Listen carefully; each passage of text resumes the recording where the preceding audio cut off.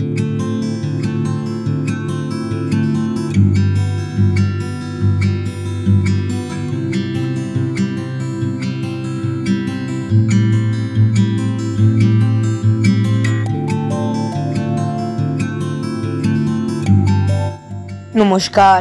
আমি অর্ণেশ।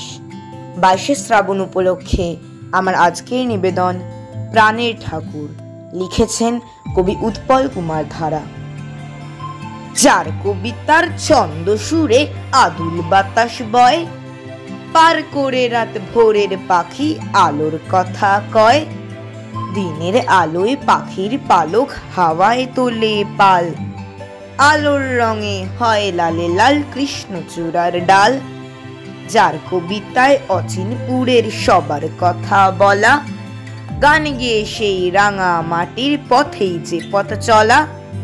এক তারাটার দারুণ সুরে সবার হৃদয় রাঙায়, কাপন জাগায় ঘাস মাটি ফুল গানের ভুবন ডাঙায়।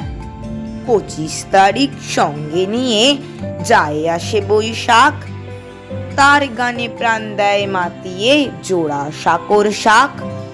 সবার চোখে আকাশ বাতাস দেয় একে এক ছবি, সেই ছবিটাই বিশ্বকবি প্রাণের ঠাকুর রবি।